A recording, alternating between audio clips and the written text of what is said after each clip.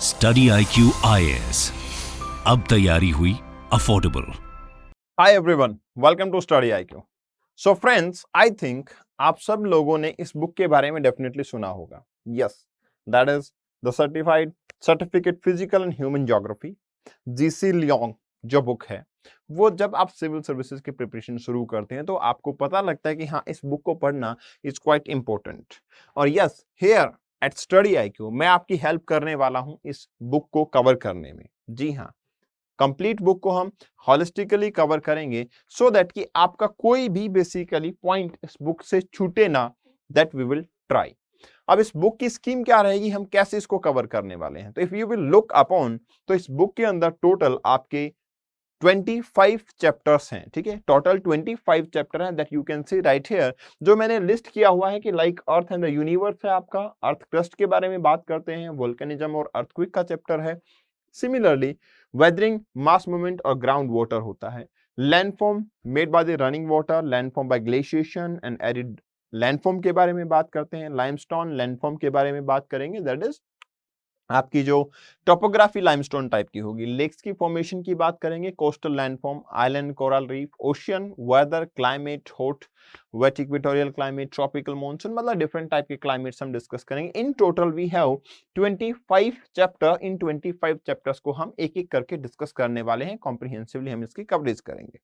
In total in 25 chapters के अंदर आपको 40 वीडियोस के अंदर ये चैप्टर कवर होंगे, ताकि आप कभी भी जब आपका थोड़ा सा भी टाइम मिलता है, आप डेफिनेटली उस चैप्टर को आराम से कवर कर सकें और अपनी तैयारी को बड़ी हॉलिस्टिकली आगे बढ़ा सकें। तो चलिए फिर हमारे डिस्कशन को स्टार्ट करते हैं। आज जो पहला चैप्टर हमारे पास देखने को मिलता है वो आपका चैप्टर 1 है, जिसका नाम है आपका the Earth and the universe. आपको पता है भाई, हमारे पास जो यूनिवर्स वर्ड आता है, universe is quite a big word. Universe जो है वो काफी बड़ा वर्ड है और उसी के बारे में हम डिस्कस करने वाले हैं। एक्चुअली जब ज्योग्राफी की स्टडी हम करते हैं तो इट इज समथिंग लाइक, जैसे आप मूवीज देखते हो, उसमें जैसे जैसे हम जूम इन करते चले जाते हैं तो हमें पता लगता है सामने हमारे एक यूनिवर्स होता है। उस यूनिवर्स से चलते हुए हम एक गैलेक्सी के ऊपर आ जाते हैं, गैलेक्सी से चलते हुए हम एक सोलर सिस्टम पे आ जाते हैं, सोलर सिस्टम से चलते हुए हम एक प्लेनेट पे आते हैं, प्लेनेट से हम एक कंट्री और एक सिटी के ऊपर, एक घर के अंदर पहुंच जाते हैं, जहां पे आप लोग बैठ के मुझे देख रहे होंगे। सो राइट देयर, इसी तरीके से हम अपनी ज्योग्राफी को भी इंटरेस्टिंग वे से डिस्कस करने वाले हैं, जिसमें हम यूनिवर्स से स्टार्ट करेंगे, अर्थ के बारे में डिस्कस करते हुए हमारे क्लाइमेट और जो डिफरेंट फिनोमिनाज हैं उनको कॉम्प्रिहेंसिवली डिस्कस करने की कोशिश करेंगे। तो अर्थ, जैसे कि आपको पता है वैसे तो, कि एक ऐसा प्लेनेट है जिसके ऊपर हम लिविंग बींग्स जो है वो मिलते हैं, और यूनिवर्स का एक छोटा सा पार्ट जो है अर्थ कहलाता है। उसी के बारे में आज हम पूरा कॉम्प्रिहेंसिव डिस्कशन करने वाले हैं। तो जब मेरे पास यहाँ पे सवाल आता है यूनिवर्स का, तो what exactly is the universe? Universe है क्या चीज, किस चीज को हम यूनिवर्स बोलते हैं? तो मुझे यहाँ पे पता लगता है, देखो यूनिवर्स जो है आपका, उसके अंदर नंबर ऑफ गैलेक्सीज हैं, मतलब काफी सारी गैलेक्सीज मिलके एक यूनिवर्स की फॉर्मेशन करती हैं। मिलियन ऑफ गैलेक्सीज जो हैं आपकी, वो एक गेट टुगेदर होती हैं और फिर आपका क्या बनाती हैं, यूनिवर्स की फॉर्मेशन करती हैं। तो अब सवाल आपके मन में आ रहा होगा, सर कि ये गैलेक्सी चीज क्या होती है? एक्चुअली जैसे आप जानते हो कि सोलर सिस्टम हमारा है, जिसके अंदर हम लोग रहते हैं, हमारे प्लैनेट्स वगैरह देखने को मिल जाते हैं। ऐसे ही हमारे पास काफी सारे सोलर सिस्टम होते हैं जो एक ग्रुप के अंदर कंपोज हुए होते हैं, उसको हम क्या बोलते हैं, गैलेक्सी बोलते हैं। वो आपकी स्पाइरल शेप हो सकती है, वो आपका इलिप्टिकल शेप हो सकती है, या फिर वो आपका इरेगुलर शेप हो सकती है। मतलब ये हुआ कि हम लोग भी किसी न किसी गैलेक्सी के अंदर रह रहे होंगे। डेफिनेटली आप बिल्कुल सही समझे हैं, हम भी किसी न किसी गैलेक्सी के अंदर रहते हैं, और हमारी गैलेक्सी का जो नाम है वो आता है आपका मिल्की वे गैलेक्सी। ठीक है, जिस गैलेक्सी में हम रहते हैं उस गैलेक्सी का नाम है मिल्की वे गैलेक्सी। तो डेफिनेटली हम एक मिल्की वे गैलेक्सी के अंदर रहते हैं। तो यहाँ पे मिल्की वे गैलेक्सी के अंदर देखते हैं तो मुझे क्या पता लगता है, तो गैलेक्सी इसके अंदर देखने को मिलेगा मिल्की वे। वहां पे क्या होगा, ह्यूज कलेक्शन ऑफ गैसेस होंगे, डस्ट पार्टिकल्स होंगे, और आपके बिलियन ऑफ स्टार्स होंगे, वो मिलके क्या बनाएंगे, आपका गैलेक्सी बनाएंगे। अब जैसा आपको पता है कि हमारा सोलर सिस्टम है, उसके अंदर प्लेनेट भी अरेंज है, मरकरी है, वीनस है, अर्थ है, मार्स है, जुपिटर है, सैटर्न है, इस तरीके से प्लेनेट अरेंज है। तो प्लेनेट अरेंज है तो ग्रेविटेशन फोर्स से ही तो अरेंज है। अब ये ग्रेविटेशन फोर्स क्या होता है? ग्रेविटेशन फोर्स सिंपल सा एक फोर्स है जो आपके और मेरे बीच में लग रहा है, जैसे कि वेट की वजह से। डेफिनेटली आपके और मेरे बीच में वेट की वजह से एक फोर्स लग रहा है। आई नो दैट कि आप काफी दूर हो, इसलिए फोर्स जो है नेग्लिजिबल है, मतलब ना के बराबर है। लेकिन हाँ, जब मैं एक पत्थर ऊपर फेंकता हूं तो वापस वो नीचे आ जाता है, क्योंकि पत्थर और अर्थ के बीच में फोर्स लग रहा होता है। बस यही फोर्स ग्रेविटी होती है। मतलब दो मास पार्टिकल के बीच में जो फोर्स लगता है उसको हम ग्रेविटेशन फोर्स कहते हैं। तो यहां पे भी जो आपके अलग अलग गैलेक्सीज हैं, they are held together in a particular area. Why so? Because of galaxy. जो अलग अलग स्टार हैं, they are held together into a particular galaxy. क्यों है? क्योंकि आपका ग्रेविटेशन फोर्स है। तो ग्रेविटेशन फोर्स या ग्रेविटी जो है वो आपका काफी इंपॉर्टेंट फोर्स हो जाता है। और जैसा मैंने बताया कि जैसे आप प्लेनेट पूछा जाए तो आप बता देते हो तुरंत कि हम अर्थ पे रहते हैं। ऐसे ही अगर मैं आपसे गैलेक्सी पूछूं तो आप तुरंत बता पाएंगे कि हमारे पास गैलेक्सी क्या है, मिल्की वे गैलेक्सी। और जैसे आपके फ्रेंड भी होंगे, आपके आस पड़ोस में भी लोग रहते होंगे, तो क्या हमारी मिल्की वे गैलेक्सी है, इसके पड़ोस में कोई गैलेक्सी नहीं है? जी हाँ, बिल्कुल है। क्यों नहीं होगी? ऐसा कैसे हो सकता है कि हमारे पड़ोस में कोई गैलेक्सी ना हो?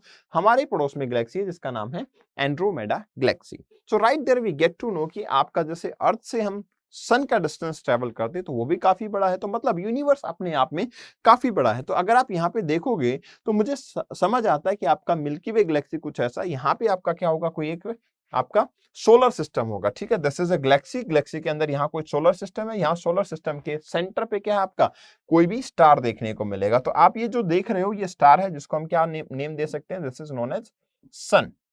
अब सन के सराउंडिंग में आपके क्या है, अलग अलग प्लेनेट देखने को मिलते हैं, जिसमें से एक प्लेनेट ऐसा होगा जिसके ऊपर हम खुद रहते हैं, जो अर्थ कहलाएगा। अब ऑब्वियस सी बात है, सन से अर्थ की तरफ कोई लाइट तो आ ही रही होगी, इजंट इट? सन से अर्थ की तरफ कोई ना कोई लाइट तो आ ही रही होगी।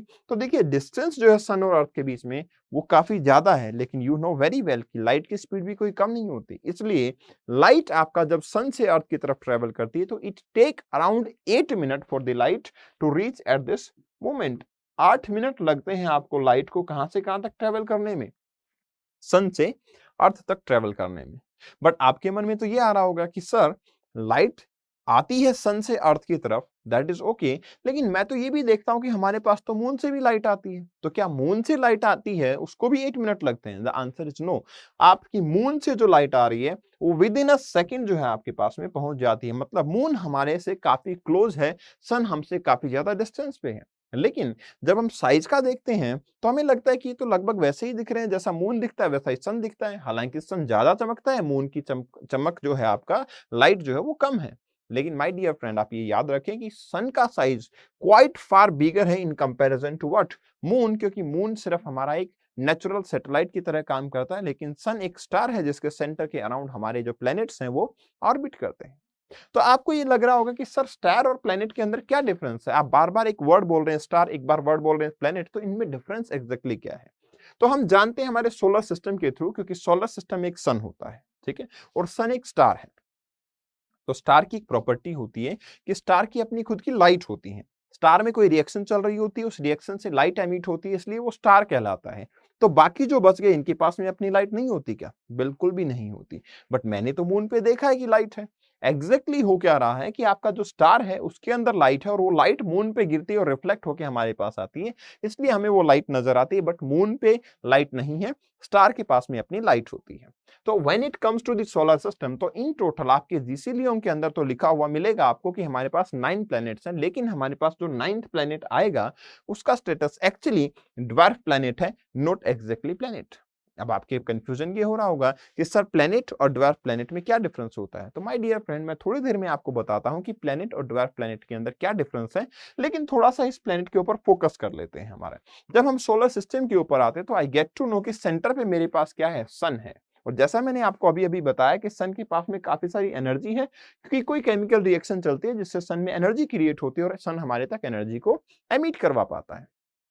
तो right at this place I get to know कि सन के पास में इतनी ज्यादा एनर्जी है कि सन के जो आउटर पार्ट है, आउटर सरफेस है, उसका टेम्परेचर लगभग 6000 डिग्री सेल्सियस देखने को मिलता है। जी हाँ, सन का जो आउटर सरफेस है उसका टेम्परेचर लगभग 6000 डिग्री सेल्सियस टेम्परेचर जो है देखने को मिल जाता है। अब इसके बाद अलग अलग ऑर्बिट पे जाते चले जाएंगे और हमारे पास अलग अलग प्लैनेट्स जो है वो देखने को मिलेंगे। फॉर एग्जाम्पल, आपका सन आता है, सन के बाद में मरकरी का ऑर्बिट आता है, then Venus, then Earth and then Mars. इसके बाद में हमारे पास क्या होता है, कुछ आपके छोटे छोटे सेलेस्टियल बॉडीज होती हैं। सेलेस्टियल बॉडी का मतलब एक ऐसी बॉडी जो आपके यूनिवर्स के अंदर, आपके सोलर सिस्टम के अंदर या अदर स्टार सिस्टम के अंदर क्या कर रही है, रिवॉल्व कर रही है, या किसी प्लेनेट एरिया के अंदर एक एरिया पे डिफरेंस में बेसिकली वो सिचुएटेड है। तो यहाँ पे काफी सारे छोटे छोटे पार्टिकल्स हैं जिनको एस्ट्रॉइड बेल्ट के नाम से जानते हैं।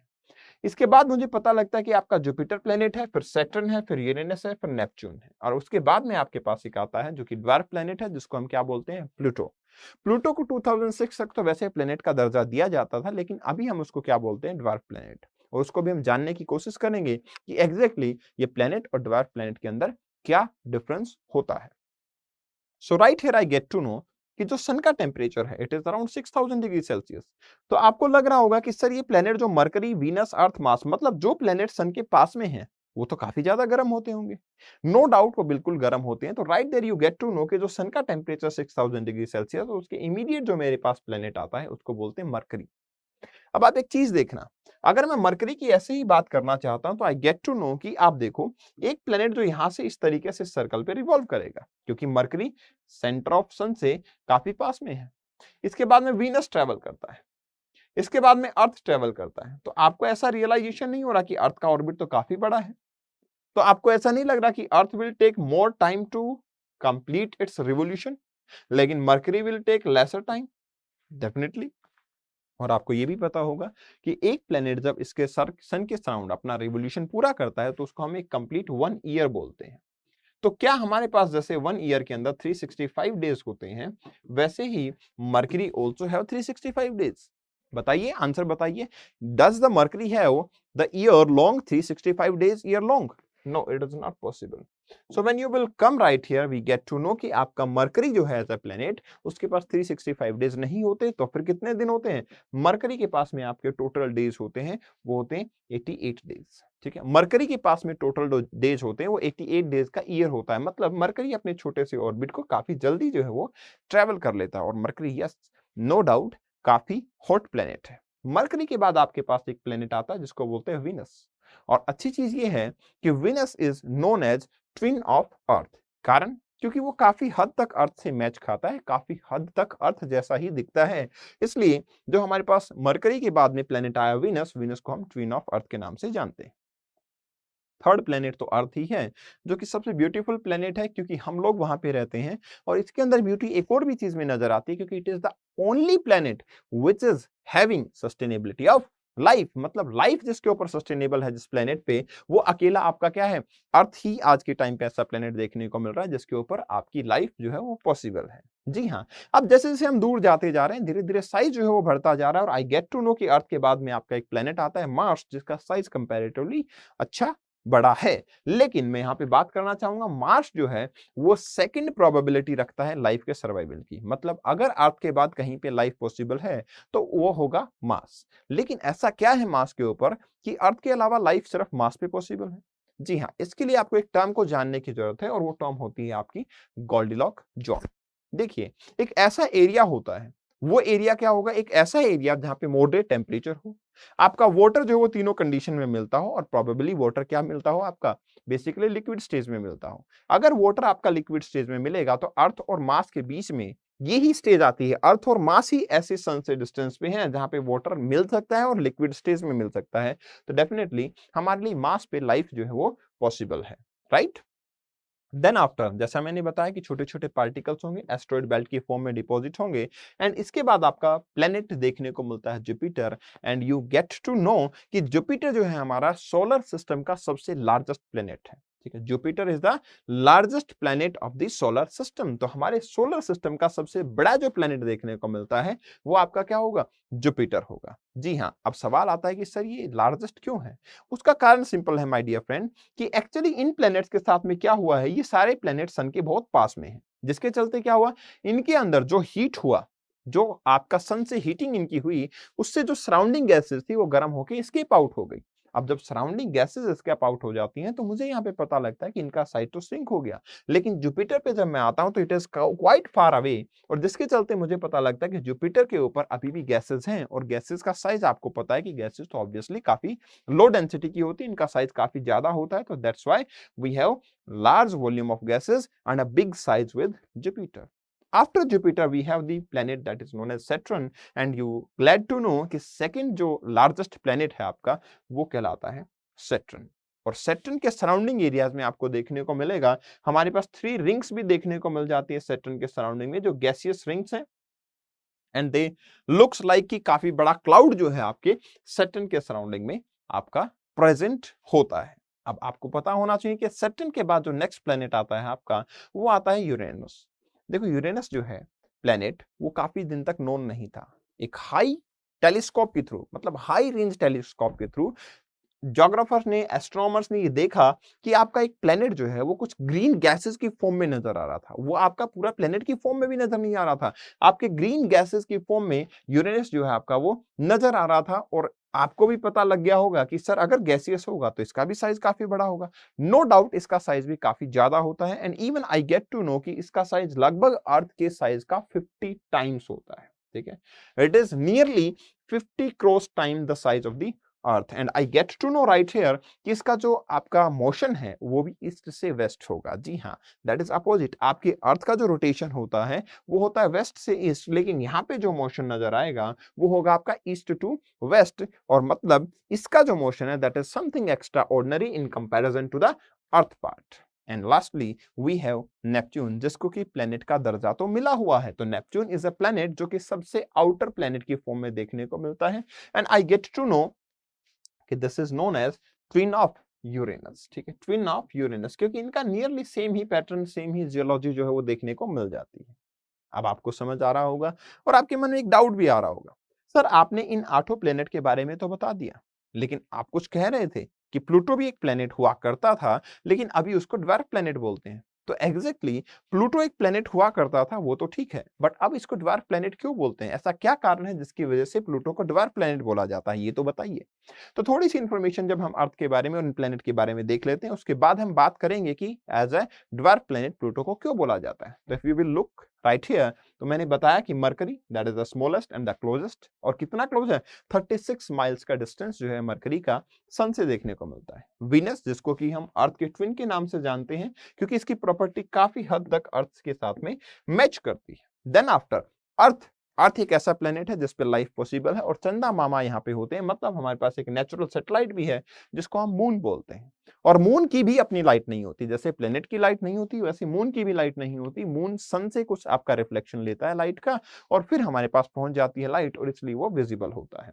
मार्स की अगर मैं बात करता हूं तो वी नो दैट कि मार्स नेक्स्ट प्लेनेट है जो कि गोल्डलॉक जोन के अंदर भी आता है और इसके ऊपर next after this life is possible. तो पॉसिबिलिटी ऑफ लाइफ सिर्फ मार्स पे है। और जुपिटर, जैसा कि मैंने बताया आपको कि ये काफी लार्ज है, इसके पास में काफी सारे नेचुरल सैटेलाइट हैं। जैसे हमारा मून एक हुआ करता था, यहाँ पे 79 सैटेलाइट्स जो है आपको देखने को मिल जाते हैं।